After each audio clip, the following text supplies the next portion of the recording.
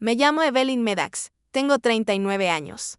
Fui inteligencia militar y ahora soy solo una mujer con un vestido negro parada frente a una mesa de roble pulido a la que me vuelven a decir que no pertenezco.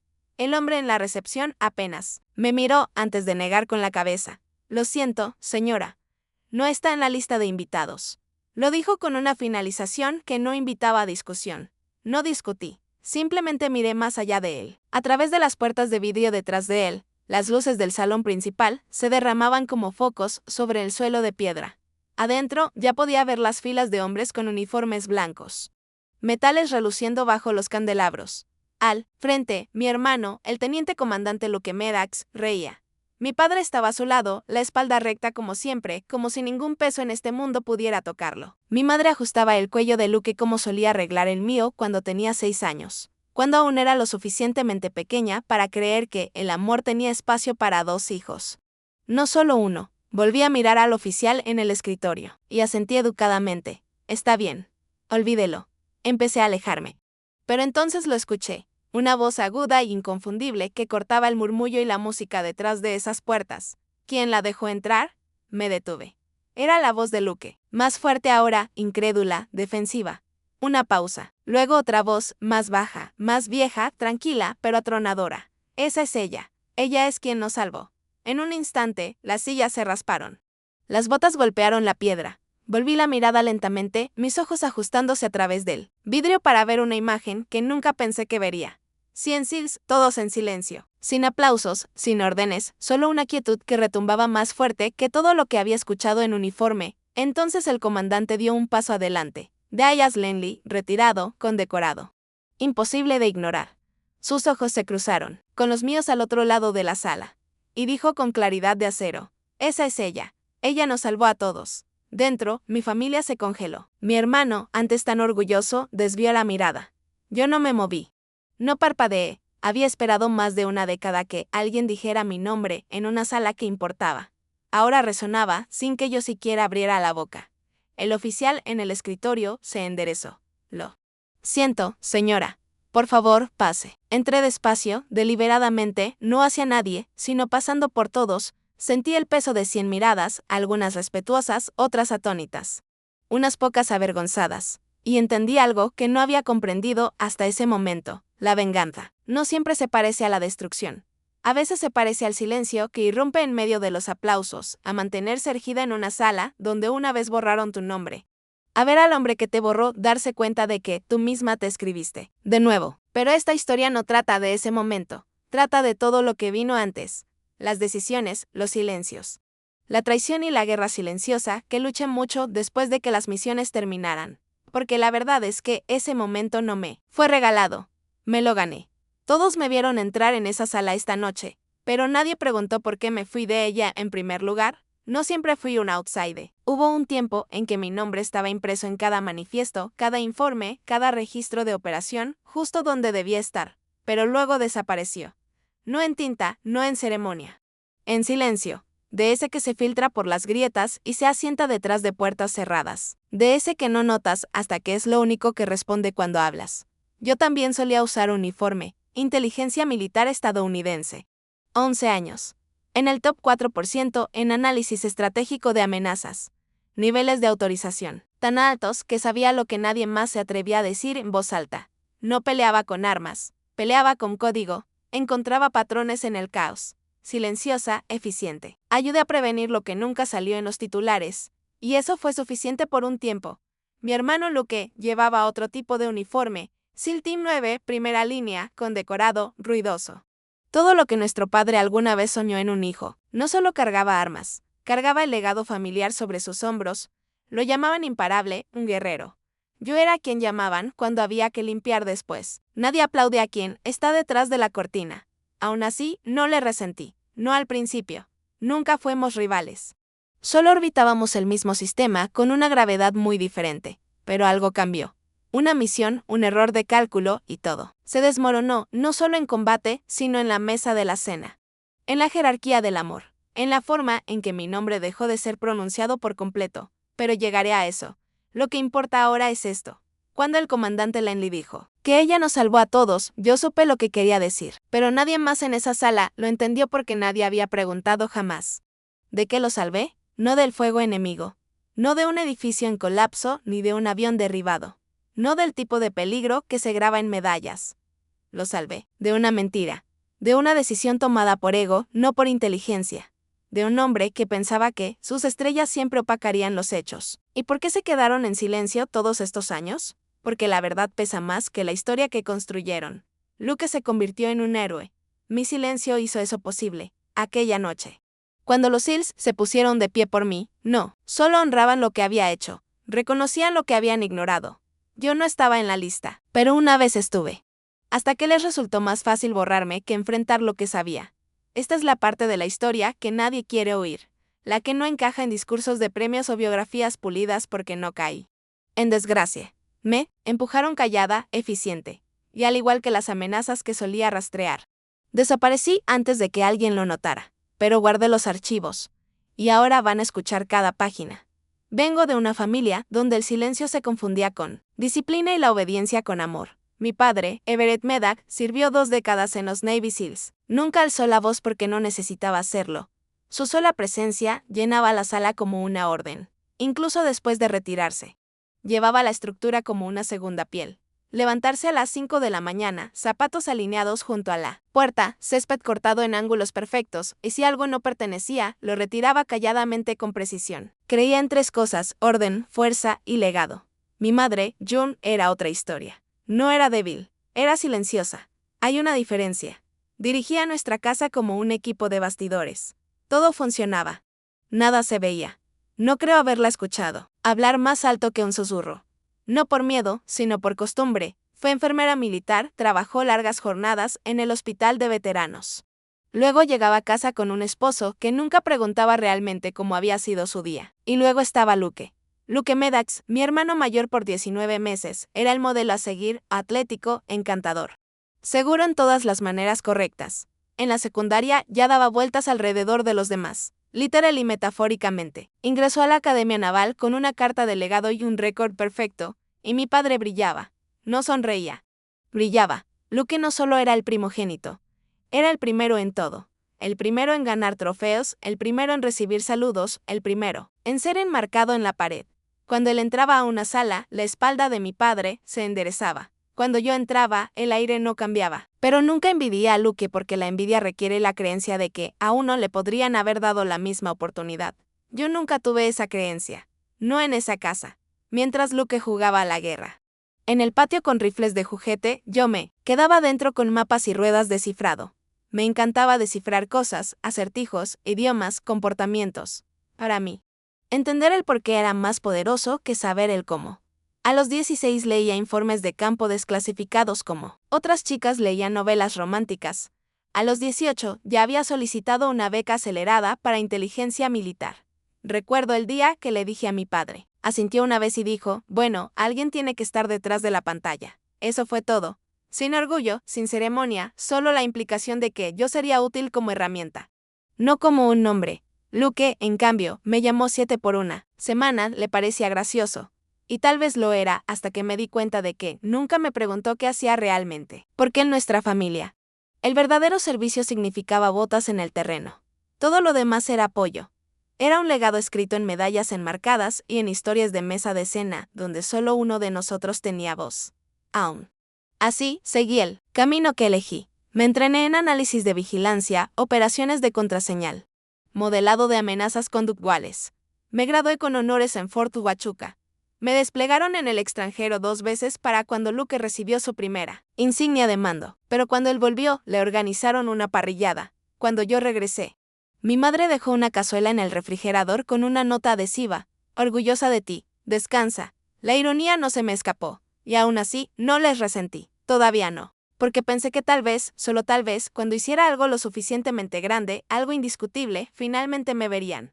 No como la silenciosa, ni como la sombra detrás de la estrella, sino como Evelyn, alguien que importaba. Lo que no comprendí entonces fue esto: en una familia construida sobre el legado, las únicas historias que sobreviven son las que la gente está dispuesta a repetir. Y si tu historia incomoda a los demás, se borra. Pero antes de que me borraran, Antes de que hicieran del silencio mi hogar, yo tenía un nombre, y solían decirlo con orgullo. Después de Fort Huachuca, me asignaron a la 310ª División de Inteligencia de Campo, desplegada al frente con altos niveles de autorización, trabajando principalmente en interceptaciones en zonas negras y apoyo táctico en tiempo real. No solo monitoreábamos conversaciones, predicíamos comportamientos. Una interpretación errónea podía costar la vida a todo un escuadrón.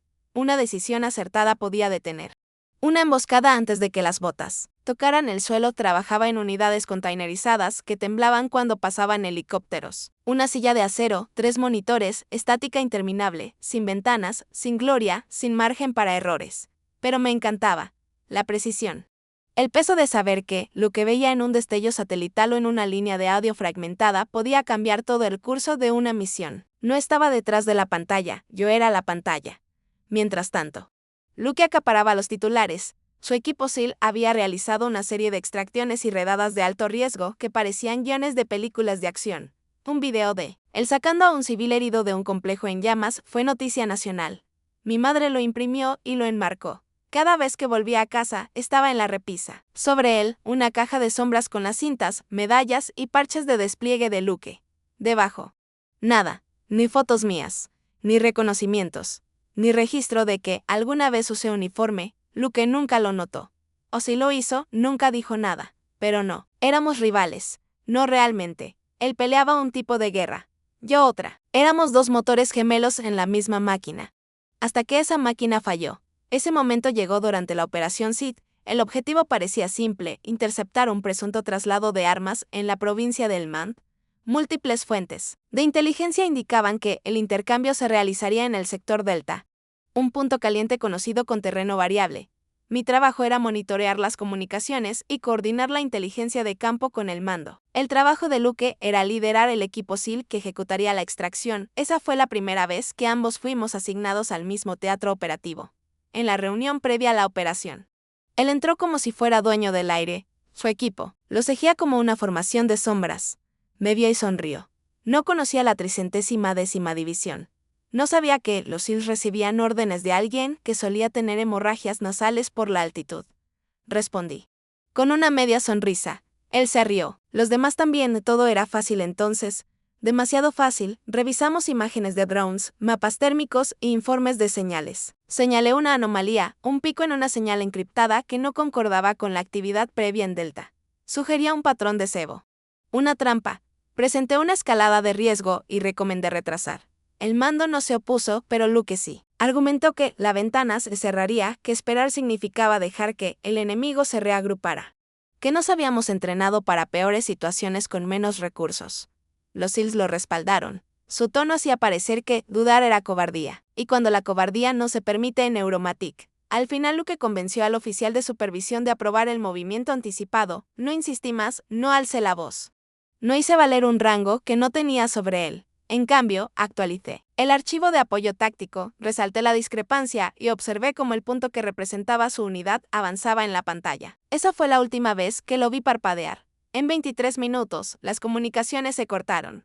En 40, llegaron los informes médicos: 3 muertos, 5 heridos, 1 desaparecido. Y Luke, él salió con un hombro magullado y una historia de cómo las cosas salieron mal. El mando la aceptó. Yo no. Porque sabía lo que nadie más sabía. La ubicación estaba equivocada. La señal era correcta. Y Luke eligió el ego sobre la evidencia. Esa fue la noche en que nuestros caminos dejaron de ser paralelos. Esa fue la noche en que se cruzaron y luego se rompieron. Uno de nosotros avanzaría bajo los reflectores. El otro sería invitado a desaparecer. Y los dejé pedirlo, pero no dije que sí. No realmente. No para siempre. Todo comenzó con un destello. Un solo pin encriptado en una banda de señal que no habíamos visto en ese sector por más de 6 meses. El tipo de anomalía que te entrenan para detectar y marcar, especialmente en una región como Helmand, donde el terreno engaña y los patrones confunden. Estaba en el turno nocturno, dentro del tráiler táctico del FOB, con los ojos rojos por demasiada cafeína y poco aire. Las paredes vibraban con el zumbido de los generadores. Cada pantalla parpadeaba, pero mi cursor se congeló en el momento en que llegó esa señal. Ejecuté una barrida de protocolo, crucé la transmisión con telemetría satelital previa, monitoreo de conversaciones y modelado de tendencias conductuales. El ping no era aleatorio. Estaba puesto como un cebo. Cuanto más lo mapeaba, más clara se volvía la imagen. Quienquiera que estuviera al otro lado de esa señal quería que nos moviéramos ahora y quería que creyéramos que era urgente. Pero era demasiado limpio, demasiado bien sincronizado, demasiado perfecto. Era una trampa. Redacté un informe antes del amanecer, titulado simplemente Riesgo de desviación operativa. Recomendación: espera, a las 7 lo llevé a la cabaña de planificación. Luke ya estaba allí, parado frente al tablero de operaciones como si fuera su escenario personal. El resto de su equipo estaba reunido alrededor. Algunos tomando café instantáneo, otros estirándose como si fuera calentamiento en un gimnasio. Le entregué el archivo al enlace de mando. Escaneó las primeras líneas. Levantó una ceja y luego se lo pasó a Luke. Luke lo leyó en voz alta. Su aconseja retrasar el avance inicial debido a inconsistencias en la señal que indican posible desinformación enemiga. Sonrió. Con suficiencia. Así que ahora la estática es estrategia. No reí. Di un paso adelante. La señal no es aleatoria. Imita patrones que hemos visto antes en células de AQ. Intentan dañarlos. Luke se recostó en la mesa. Casual, confiado. Siempre lo intentan. Por eso atacamos primero. Negué con la cabeza. No esta vez. La firma es demasiado exacta, demasiado intencionada. Si entran ahora, caerán en su horario, no en el nuestro. Tomó un marcador de borrado en seco y rodeó la zona de despliegue 2 veces. Esperamos.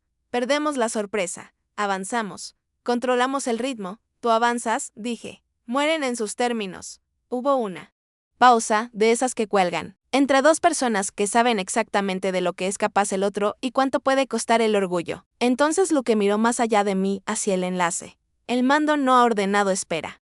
¿Verdad? El oficial se movió incómodo. No hay retraso formal. No. Entonces procedemos. Apreté la mandíbula. Esto no es solo una sugerencia. Es una bandera de riesgo profesional. Me miró calmado, frío, firme. Haz tu trabajo, Evelyn. Yo haré el mío. Quise gritar. No porque dudara de mí, sino porque ni siquiera consideró que podría estar en lo correcto. Pero guardé silencio porque en esa sala rodeada de combatientes. El silencio no era debilidad, era protocolo. Luke se dirigió a su equipo. Prepárense. Movemos a las 11. Objetivo asegurado a las 12. Despegue antes del anochecer. Los demás asintieron. Nadie lo cuestionó. ¿Por qué lo harían? Tenía medallas, reputación.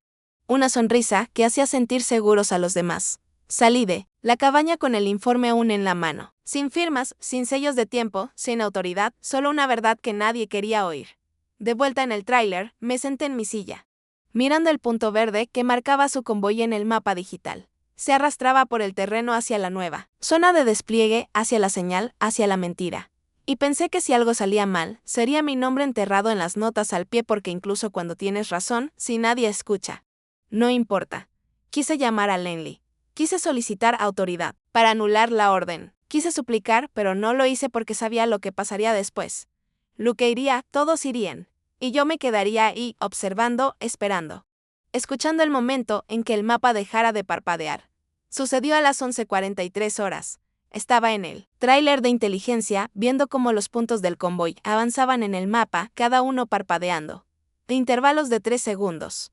Avanzaban hacia la zona. Les dije que no entraran. Entonces uno desapareció. No retrasado, no se desvaneció. Simplemente desapareció. 3 segundos después, otro punto se desvaneció. Y luego el resto entró en pánico en el auricular. Todo lo que escuché fue estática. Luego un corto estallido. Y luego nada. Me levanté tan rápido que la silla cayó al suelo detrás de mí. El técnico a mi lado me miró con los ojos abiertos. ¿Qué fue eso? No respondí porque ya lo sabía. La zona se había oscurecido. Las comunicaciones estaban bloqueadas. El satélite sobrevolando nos dio visual justo a tiempo para capturar el humo. Floreció hacia arriba como una flor negra, desplegándose en el cielo. Abrí el canal directo de mando solicitando confirmación visual y respuesta de evacuación médica de emergencia. Mis dedos se movían rápidos y entrenados. Mi mente gritaba. Nadie respondió durante 7 minutos. Luego, la primera llamada. Rompí el silencio. Rota, desesperada. Llena de ruido. Aquí Bravo 6. Estamos atacados. Múltiples bajas. Necesitamos evacuación estática. Luego otra voz. Triple Jet. Patrón de emboscada. Nos estaban esperando. Esperando. Tal como. Dije. Sentí que mis manos temblaban, pero seguí adelante. Coordiné vectores de extracción, ajusté rutas satelitales, redirigí drones, todo con la fría claridad de alguien que finge no escuchar cómo mueren personas en tiempo real. Para las 14:20. El primer helicóptero de evacuación aterrizó bajo fuego. Para las 15:30, los sobrevivientes estaban en la pista. 3 muertos, 5 heridos, 1 aún desaparecido. Y Luke salió del helicóptero como si fuera un martes cualquiera. Un moretón en la sien, polvo en el chaleco, sin cojera, sin pánico, sin vergüenza. Me miró, se quitó el casco y dijo, bueno, eso escaló rápido. Yo respondí, nada. Me dio una palmada en el hombro. Día duro en la oficina, Y se alejó como si no hubiera pasado nada. Esa noche estuve al final de la tienda médica, leyendo la lista de bajas. Cabo Jiménez, muerto en acción. Especialista Arlo, muerto en acción. Teniente Marks, muerto en acción. Suboficial Briggs, crítico. Corman Navy, desaparecido en acción. No eran números. Había comido con ellos. Había hecho informes con ellos. Los había visto reír mientras comían ramen instantáneo entre turnos. Se fueron, debí haber dicho algo más alto. Debí haber elevado una bandera más alta. Debí haber pasado por encima de Luke, del mando, de todos. Pero no lo hice porque no tenía el rango, ni el título, ni el legado, y porque una parte de mí todavía creía que me escucharían después. Luke dio un informe de misión. La presencia enemiga fue subestimada. Las pérdidas, aunque trágicas, estaban dentro de los márgenes de guerra. No hubo violaciones de procedimiento. Me senté al fondo de la tienda. Nadie mencionó la señal que yo había señalado. Nadie cuestionó por qué avanzaron antes de tiempo. Nadie siquiera preguntó qué inteligencia se usó para aprobarlo. Cuando terminó, lo seguí afuera. ¿Sabías? Dije. Él se volvió. Levantó una ceja. Sabía que no estaba listo. Que no teníamos suficiente. Se encogió de hombros. Nunca hay suficiente. Por eso entrenamos. Me acerqué. Mas, murieron personas y siempre morirán, dijo, eso es la guerra. No puedes elegir el puesto perfecto. Te mueves o pierdes. Lo miré, buscando algo. Remordimiento, reflexión. Incluso incomodidad. No había nada. Me dio otra palmada en el brazo. Hiciste tu parte. No puedes salvar a todos. Se alejó en la noche y yo quedé allí sola con el sonido de las aspas alejándose en la oscuridad, y una voz en mi cabeza, susurrando lo que nadie más tuvo el valor de decir. Esto no fue solo una mala decisión, fue una decisión que se pudo evitar. Y ahora era mi carga. El duelo tiene su propio ritmo, no golpea todo de golpe. Se filtra como niebla bajo una puerta cerrada. Después de la explosión, no dormí, no comí, no lloré. En cambio, trabajé.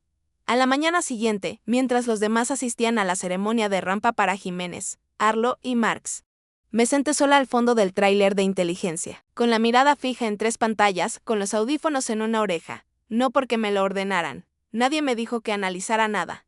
De hecho, nadie esperaba que hiciera algo en absoluto, pero no podía dejarlo pasar. Algo no encajaba. La versión de Luke parecía ensayada, demasiado limpia. Demasiado alineada con el resumen posterior a la operación que el mando emitió antes de que el polvo siquiera se asentara. Decían que la misión había sido aprobada, basándose en inteligencia actualizada, que el cambio en el cronograma había surgido de una adaptación estratégica a patrones enemigos cambiantes. Esa frase retumbaba en mi cabeza, adaptación estratégica. Yo conocía esa expresión. La había escrito en informe solo cuando los datos realmente la respaldaban. Esta vez no. Así que empecé a investigar. Saqué el registro original de comunicaciones del día anterior a la operación. Lo crucé con los reportes de situación con marca de tiempo y la telemetría de drones. Al principio, todo parecía correcto. Demasiado correcto. Eso fue lo que me alertó. Aprendí hace mucho que los registros reales, sin editar, tienen huellas digitales, huecos en el tiempo. Pequeños retrasos, latencia ocasional. Pero este estaba impecable. Sin pausas, sin cambios. Sin discrepancias en las comunicaciones. Había sido limpiado. Abrí la caché cruda del servidor enterrada bajo capas de metadatos archivados. Encontré una discrepancia. La orden oficial de la operación tenía una marca de tiempo de las 3 horas, pero el sistema interno mostraba que el borrador se generó a la 1:14. Luego fue sobrescrito manualmente a las 3:17. Sin autorización acompañante, sin registro coincidente del mando, sin hash criptográfico que certificara el cambio. Alguien lo había alterado. Solo una persona tenía acceso tanto al campo como a la mesa de misión en ese intervalo. Luke miré la pantalla mientras el peso se asentaba en mi pecho como una piedra. No solo había ignorado la inteligencia, Reescribió la narrativa. Cambió la hora de la operación, luego alteró los registros para que pareciera que siempre había sido el plan, y nadie lo cuestionó porque ¿quién lo haría? Era un Meddax. Era un SEAL. Era el hijo de Everett Meddax, el niño de oro, el héroe de guerra. El sistema confiaba en él por defecto. Confiaban en que yo hiciera ruido, pero en silencio. Y me quedé callada. Minimicé la ventana, respaldé los metadatos crudos en una unidad segura. Encripté la carpeta bajo un alias que solo yo reconocería y deslicé el dispositivo en el forro de mi bolso de lona. Nadie vio, nadie preguntó. Esa noche me senté en mi catre con las rodillas pegadas al pecho, escuchando el zumbido de los generadores y el murmullo bajo de hombres tratando de olvidar. Y supe que, la verdad, no devolvería a los muertos, pero quizá detendría el próximo funeral. Luke había tomado una decisión. Ahora me tocaba a mí y esperé 3 días, no porque no estuviera lista, sino porque necesitaba estar segura. Segura de que nadie más hablaría. Segura de que el mando ya había cerrado el caso. Lo habían hecho, la investigación de bajas se había declarado resuelta. El expediente oficial estaba sellado. No habría más investigaciones ni culpables asignados. La declaración de Luke parecía un caso de libro, misión ajustada según riesgo operativo. Todos los protocolos ejidos según el mejor juicio del mando. Y eso fue todo. 3 hombres fueron enterrados bajo una historia que Luke había escrito, así que escribí la mía.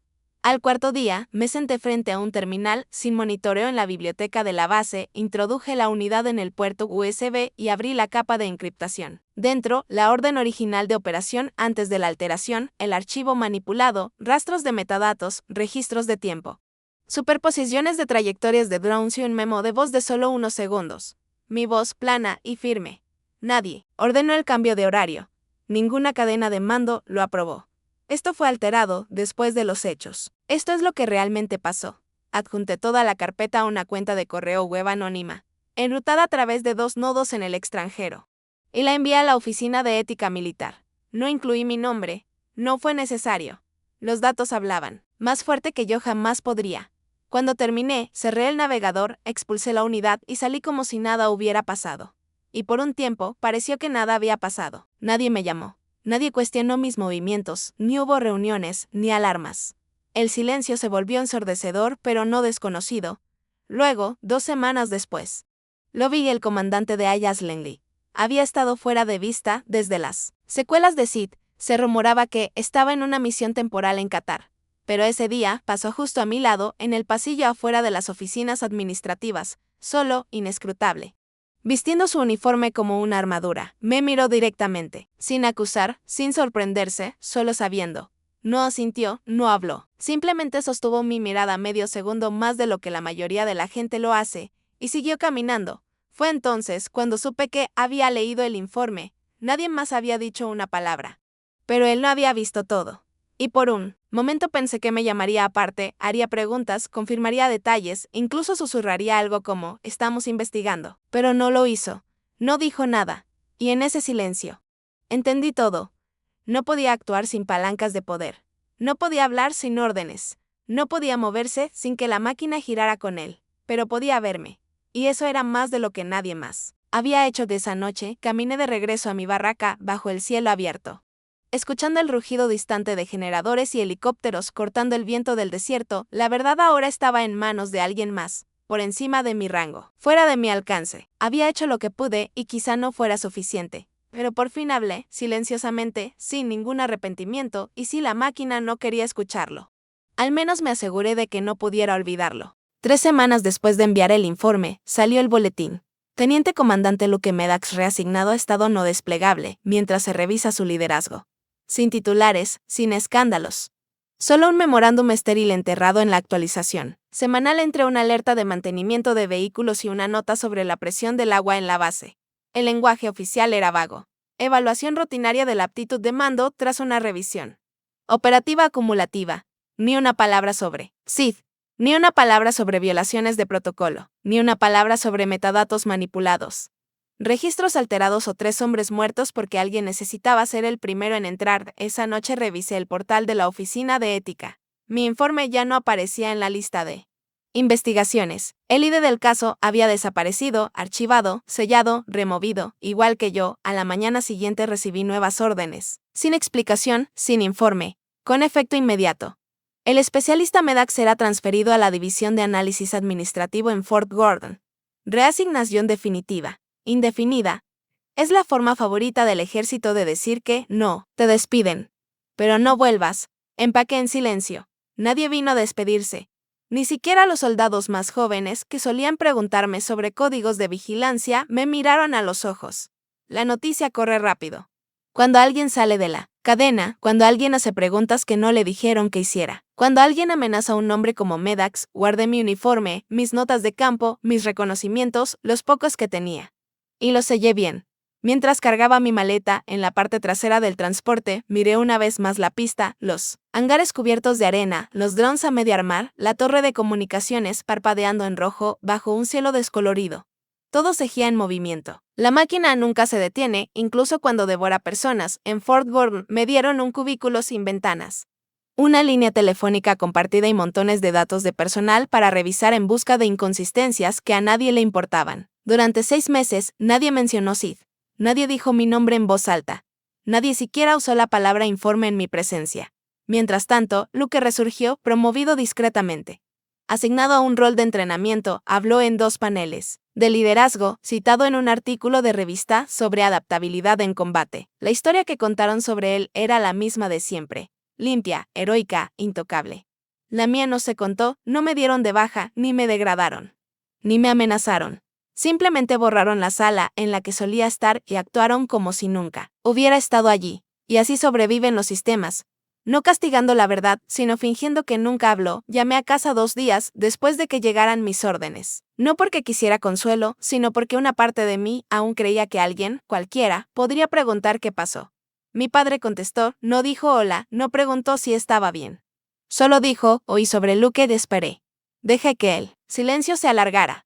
Luego añadió, voz baja pero aguda, dicen que lo sacaron del despliegue. Revisión de liderazgo. ¿Fuiste tú? No mentí. Presenté un informe.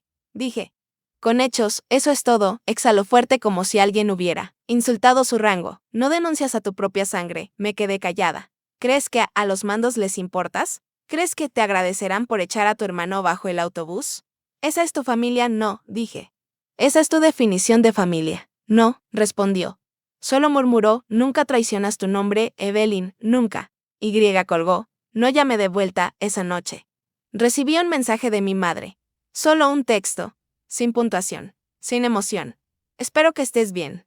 Miré la pantalla durante 10 minutos. No porque doliera, sino porque decía todo lo que ella no diría. No te creo. No cuéntame tu versión. Solo 5 palabras vacías escritas como un pensamiento de último momento. No respondí. Luke nunca me contactó. Ni una llamada, ni un mensaje. Nada. Se volvió silencioso en el momento en que mi informe vio la luz. Desapareció dentro del capullo protector que el sistema construyó a su alrededor. Y la verdad es que no creo que alguna vez considerara que yo hablaría. No porque pensara que me faltaban pruebas, sino porque creía que me faltaba permiso. Eso fue lo que nos enseñó nuestra familia. No hay verdad fuera de la casa, no entra aire. No se hacen preguntas y nadie rompe la formación. Así que empaqué lo que quedaba de mis cosas. Compré un vuelo solo de ida fuera de Georgia y me mudé a un pequeño apartamento a 2 estados de distancia. Nadie pidió mi dirección. Nadie preguntó por qué. Nadie llamó a la puerta después de que me fui, y yo no esperé a que lo hicieran. Porque cuando creces en una casa como la nuestra, no te vas con ruido. Te escabulles como una sombra. Sin cena de despedida. Sin conversación sentada. Solo un desvanecimiento lento de los grupos de chat y las listas de fiestas hasta que, finalmente, ya no se te espera. No lloré. No me enojé. Simplemente desaparecí con eficiencia, en silencio. Como me habían entrenado para hacerlo. Me establecí en Maryland como un fantasma que elige una casa en silencio y sin ceremonia. Era un apartamento, de una habitación encima de una cerrajería, en el límite de un pueblo que nadie fuera del condado podría señalar en un mapa. El tipo de lugar donde la gente asiente sin hacer preguntas, donde los extraños siguen siendo extraños. Y donde el silencio es un idioma propio. El casero nunca preguntó por qué pagué 6 meses por adelantado. Los vecinos nunca tocaron la puerta y a mí no me importó.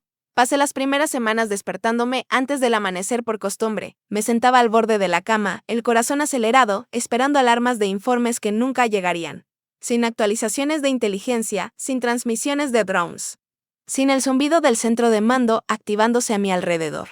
Solo, un viejo radiador tiseando en la esquina y el suave golpe de los camiones de reparto abajo. Por primera vez en más de una década, no tenía uniforme, ni placa, ni nivel de acceso, ni rol que desempeñar. Era invisible y se sentía como ahogarse en agua tibia. Pacífico pero sofocante. Necesitaba anclarme a algo, así que me inscribí. Empezó con una clase nocturna de protocolos de ciberseguridad. Luego otra. Al final del año, ya estaba a tiempo. Completo en un programa de posgrado rodeada de gente la mitad de mi edad que creía que hackear la contraseña del wifi de la escuela era la cima del ingenio. No los corregí. Solo me sentaba atrás, respondía solo cuando me llamaban y sacaba sobresalientes en todos los exámenes. No porque intentara probar nada, sino porque mi mente necesitaba estructura más que mi cuerpo necesitaba dormir. Durante el día, hacía trabajos por contrato, auditorías de encriptación, monitoreo de la dark web, análisis de amenazas a pequeña escala. La mayoría era aburrido, algo era útil.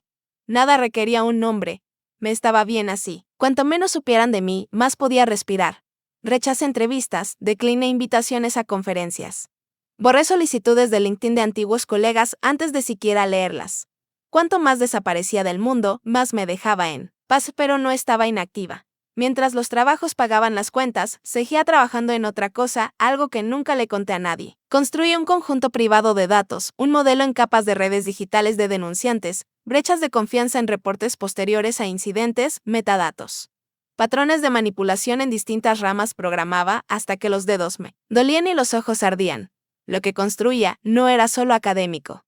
Era supervivencia, un sistema diseñado para detectar los tipos de silencios que matan. Cuando terminé mi doctorado, escribí una tesis que nadie publicaría porque pisaba demasiados callos, así que la archivé bajo un autor falso, la subí a 3 servidores privados, en 3 países diferentes y la dejé vivir fuera de mí. No me importaban las citas, me importaba lo que podría prevenir. Todavía había noches en que el pasado volvía a arañar. Me despertaba convencida de que aún estaba en el tráiler, viendo ese punto verde desaparecer, incapaz de detenerlo. A veces escuchaba la voz de Luke en mis sueños, no gritando, solo calmada.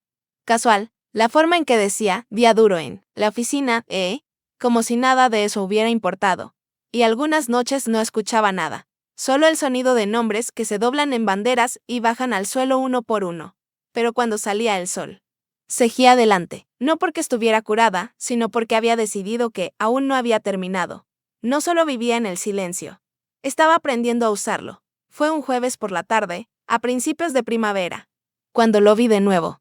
Estaba en un simposio tecnológico en Washington, D.C., no como ponente, ni siquiera como asistente registrado. Solo un rostro en la parte trasera de la sala, escuchando una conferencia sobre amenazas emergentes en ciberseguridad militar. Había ido porque necesitaba estimulación mental, no contactos. Pero el universo, en su extraño humor, tenía otros planes. Estaba a la mitad de mi café tibio cuando escuché a alguien detrás de mí decir: no esperaba ver a un Medax por aquí. Me di vuelta y allí estaba el jefe Mason Briggs. No lo veía desde el man, desde antes de la explosión que le arrancó parte de la pierna a 3 de sus compañeros y la mayoría del fuego en sus ojos. Se veía diferente, más delgado, más viejo, con una prótesis de fibra de carbono elegante bajo pantalones a medida. Pero fue su voz la que me detuvo en seco, todavía firme, todavía tranquila, aún llena de ese peso que solo viene de cargar demasiado por demasiado tiempo. Se sentó a mi lado en la fila vacía como si fuera lo más natural del mundo. Al principio, no hablé, él tampoco. Observamos la pantalla juntos, líneas de código, mapas, diagramas. Entonces dijo: leí tu tesis. Parpadeé. Nunca la publiqué. Sonrió débilmente. No hacía falta. Alguien la filtró en nuestro hilo interno. Me tomó 5 minutos descubrir quién la escribió. No lo negué, miró su pierna y la tocó suavemente una vez. Tenías razón. Dijo. 3 palabras. Simples, devastadoras. Les advertí. Respondí, silenciosa, no amarga. Solo cansada. Él asintió. Lo recuerdo. Lo señalaste. Lo señalaste temprano. Hubo una larga pausa. Luego se giró completamente hacia mí y me hizo la pregunta que no me había permitido necesitar oír. ¿Por qué no gritaste más fuerte? Lo miré y en su rostro no vi acusación. Vi arrepentimiento. Porque pensé que la verdad sería suficiente, dije. Exhaló despacio. Sí. Ese fue tu error. Nos quedamos con eso un momento. Luego pregunté, ¿sabías desde el principio? No al principio, dijo. Pero lo descubrimos rápido después. El tiempo no cuadraba. La distribución del terreno era incorrecta. La inteligencia no coincidía. Entonces, ¿por qué nadie dijo nada? No se inmutó porque el que tomó la decisión era un héroe, un Medax, y los héroes no cometen errores. No en papel. Tocó el costado de su cabeza. Todos. Solo intentábamos seguir en la máquina, Evelyn. Y la máquina no tolera fricción. Funciona con silencio y sangre. Trague fuerte. Se recostó en la silla. Debe haber dicho algo. Aún lo pienso cada maldito día que me pongo esta pierna. Pero en aquel entonces solo quería sobrevivir al sistema. Y eso significaba dejar que la gente creyera la mentira de ahí. Estaba lo que nadie había dicho en voz alta. Sabían. Todos lo sabían. Pero nadie tenía el rango ni el valor para decirlo cuando importaba. Solo ahora, años después. Cuando el fuego se apagó y las medallas se opacaron, la verdad era segura. Para decirse asentí. No en perdón, solo en reconocimiento. ¿Sigue sirviendo? Pregunté. No, dijo. Me retiré el año pasado. Salida silenciosa, sin discursos. Igual que yo, dije. Solo que nadie lo notó. Me miró. Pues yo sí.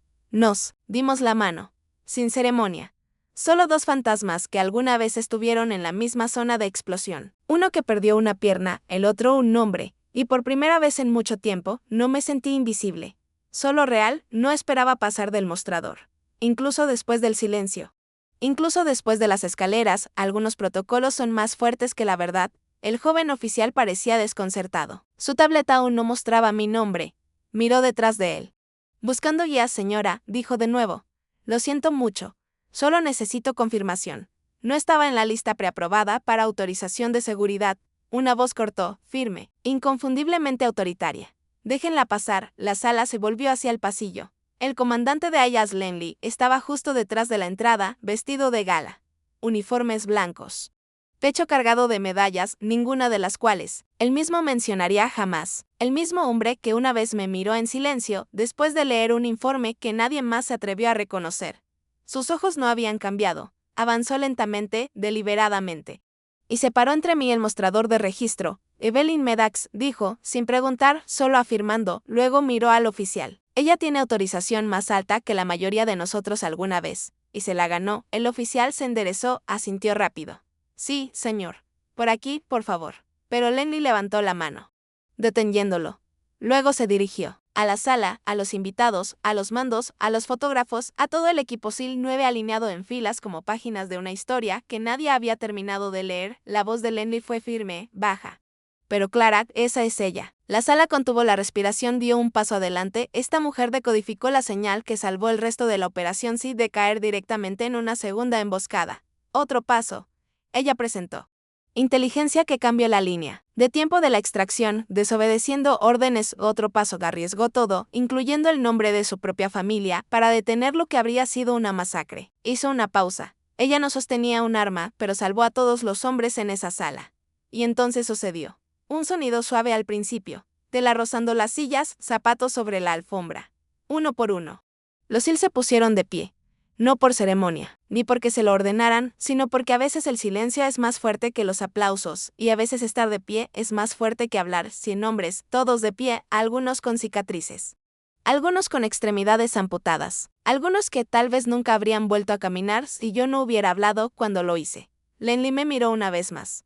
No necesitas estar en una lista, dijo. Tú ya salvaste la lista. Algunas. Risas contenidas desde el fondo, pero yo no reí. No podía, porque durante años me pregunté si hice lo correcto. Durante años viví en exilio, profesional, familiar, personal. Pero en ese momento, el peso que había cargado comenzó a cambiar, no a desaparecer, sino a redistribuirse hacia los hombros dispuestos a estar conmigo. Respiré profundo y entré. No aplaudí. No porque no pudiera, sino porque necesitaba ambas manos para mantenerme firme. Luke estaba en el escenario principal, un foco suavizando los bordes de su uniforme. Los metales brillaban como si intentaran opacarse entre sí. Su postura era perfecta, hombros cuadrados, ojos al frente, barbilla en alto. Como si nada se hubiera roto nunca.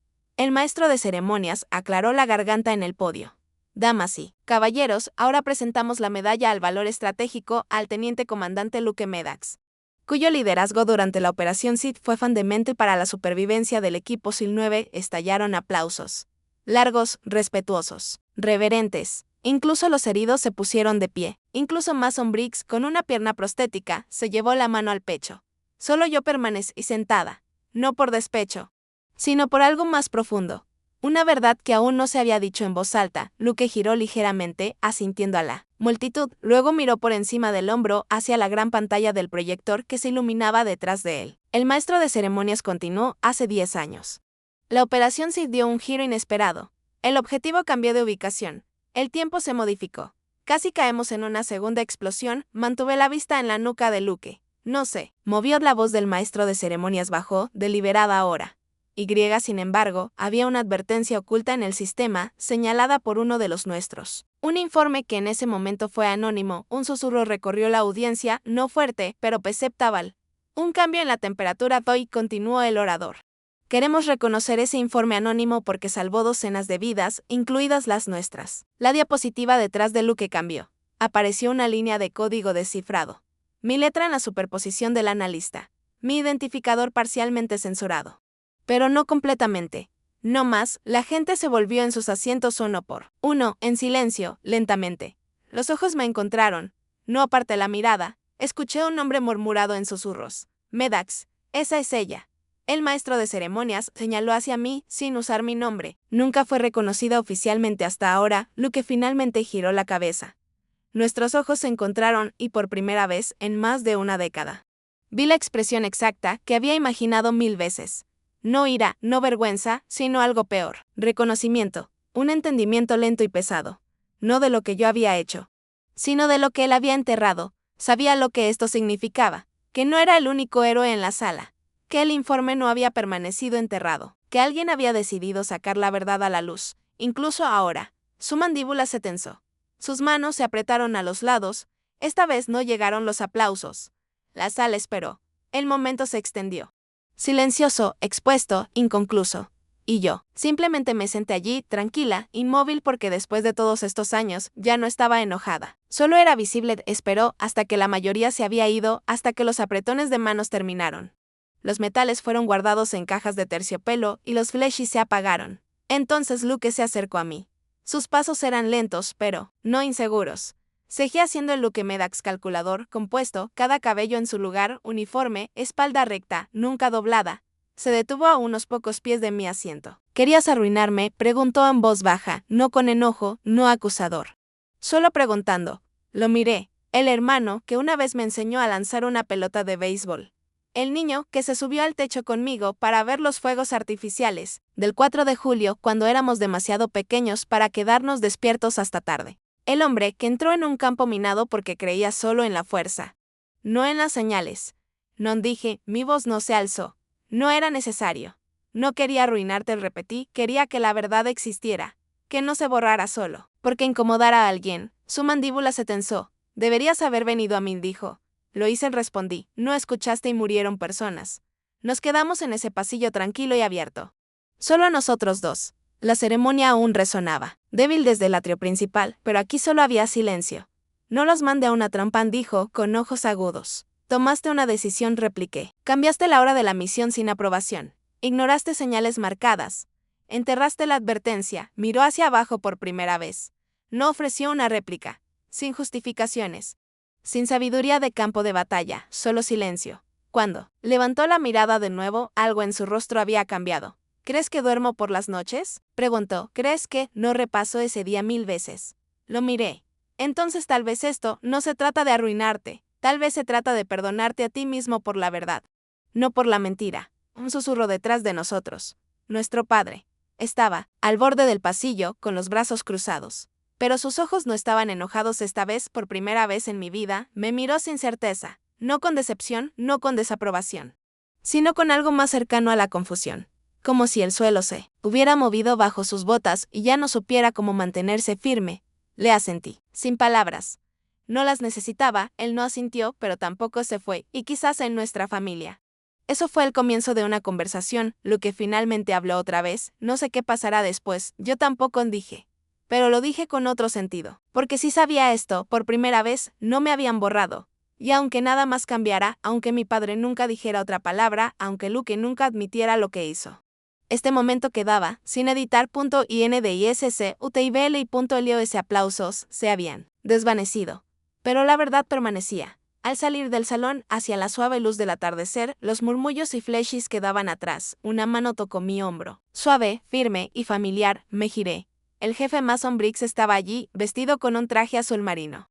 Su pierna prostética apenas visible, bajo los pantalones perfectamente planchados, su expresión no era orgullosa, tampoco solemne, era algo más suave, algo más pesado. Evelyn dijo, debería haber dicho algo hace años. Miré sus ojos.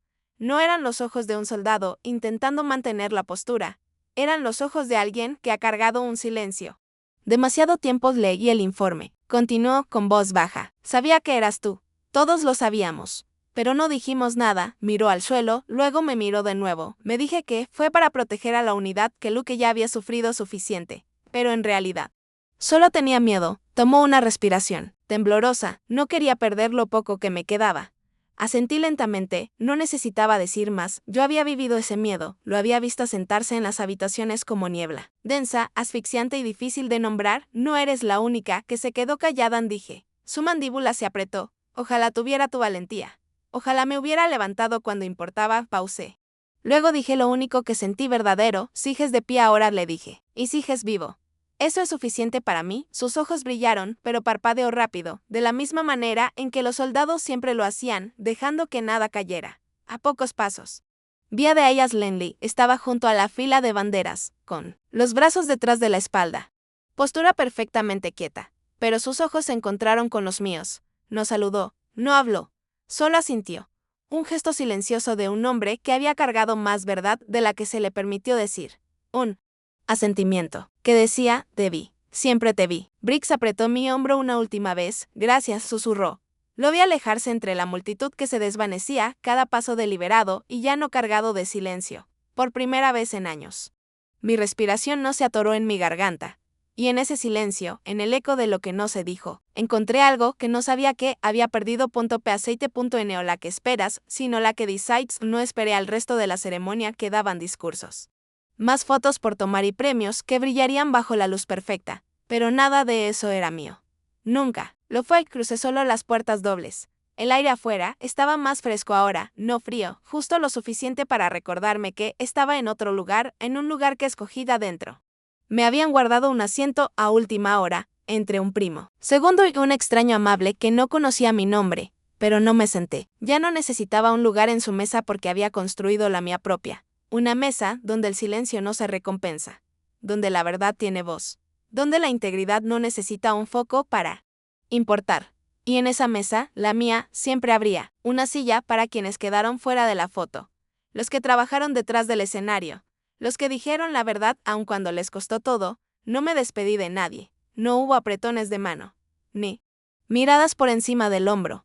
Pero mientras caminaba por el largo pasillo fuera del auditorio, noté algo. Uno a uno, los SEALs, aquellos que se pusieron de pie por mí antes, se volvieron a mirar hacia mí. No saludaron, no hablaron, pero se pusieron de pie. Los 100, sin órdenes, sin guión. Solo una fila silenciosa de hombres y mujeres que una vez creyeron que yo no pertenecía y ahora eligieron decir lo contrario. Sin decir una palabra caminé entre ellos y por primera vez en mucho tiempo no me sentí borrada. No me sentí un fantasma. Me sentí real, completa, vista. Llegué sola y me fui sin necesitar que me invitaran a volver antes de despedirnos. Nos encantaría saber desde dónde nos ves. Es una mañana tranquila con una taza de café caliente o una noche tardía donde historias como esta te acompañan? Cuéntanos en los comentarios. Leemos todos con gratitud. Y si esta historia tocó tu corazón, por favor considera suscribirte al canal, no solo para escuchar más historias como esta, sino para ser parte de una comunidad que aún cree en la bondad, la sanación y las segundas oportunidades. Gracias por compartir tu tiempo con nosotros hoy. Donde quiera que estés, esperamos que lleves esta historia contigo. Y recuerda, a veces el milagro no llama a tu puerta. Espera en silencio hasta que estés listo para abrir tu corazón. Cuídate y nos vemos en la próxima historia.